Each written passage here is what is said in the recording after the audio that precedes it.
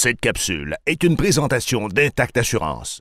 Salut la gang de Custom Tour. Aujourd'hui, on a la chance de vous présenter un modèle fort pour l'année 2022 du côté de Harley-Davidson. C'est la Nightster dans la gamme Sportster.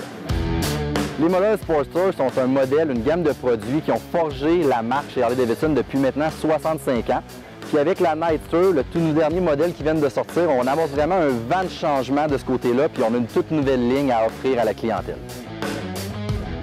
Donc avec la nouvelle ligne de la Nightster, la première chose qu'il faut considérer, c'est vraiment que tout oscille autour du moteur. Donc on a un nouveau Revolution Max 975. On a voulu garder quand même une architecture qui est assez classique, donc un gros V-twin américain. Puis à partir de là, on a quelque chose de différent, dans le sens qu'habituellement avec Harley-Davidson, on avait un châssis qu'on va appeler à berceau, donc qui descend sous le moteur, on rentre la mécanique. Dans ce cas-là, c'est un moteur qui est structurel. On va venir bolter différentes sections du châssis, ce qui vient modifier quand même la ligne, mais au premier coup d'œil, on s'en rend pas compte. Donc, suite à toutes les composantes qui sont autour du moteur, il a fallu amener certaines prouesses techniques, dans le sens que la tank à gaz, oui, on a un look très classique, mais en fait, c'est même pas un vrai réservoir à essence, c'est la boîte à air qui est en dessous. On est venu repositionner le réservoir d'essence sous le siège, garder le centre de gravité qui est assez bas.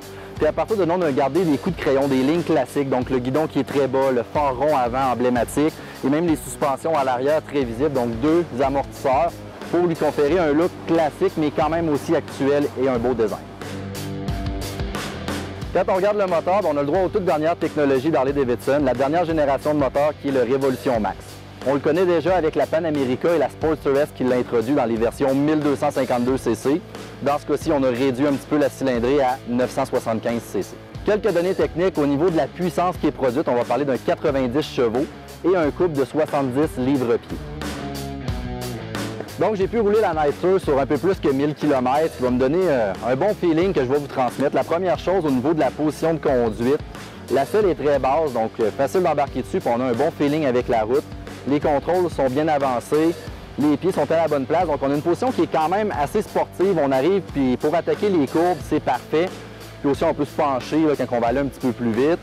Sur des trajets d'un peu plus longue haleine, là, on va dire d'un 200-300 km, on commence à sentir une certaine fatigue, mais dans l'ensemble, c'est bien.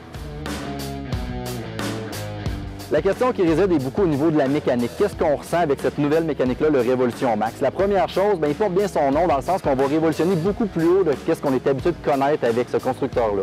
On va aller chercher là, le 9000-9500 tours minute, puis ça pousse de façon très linéaire. Donc, c'est très agréable d'exploiter cette nouvelle mécanique-là.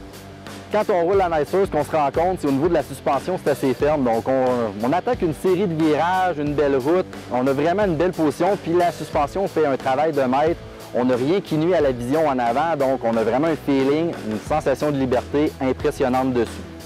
Puis bien sûr, il n'y a aucune moto qui est parfaite. La Nightster a certains points d'amélioration qu'on a pu observer lors de l'essai. Le premier, c'est au niveau de la suspension. On l'a mentionné, c'est une suspension qui est ferme, qui réagit bien dans les courbes d'une conduite sportive.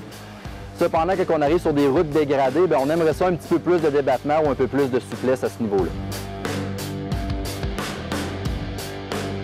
La qualité de finition dans son ensemble est quand même très bien réussie. Cependant, quand on vient du côté gauche, là, on voit qu'il y a quand même un paquet de fils qui serait peut-être à retravailler pour bien les dissimuler.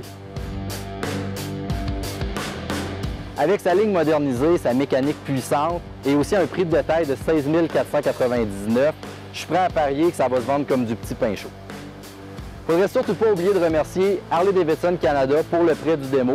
Si vous voulez de plus amples informations, vous pouvez visiter votre concessionnaire ou le site web du fabricant. Et surtout, n'oubliez pas de visionner toutes nos vidéos et nous suivre sur notre chaîne YouTube, Facebook pour voir un maximum de contenu.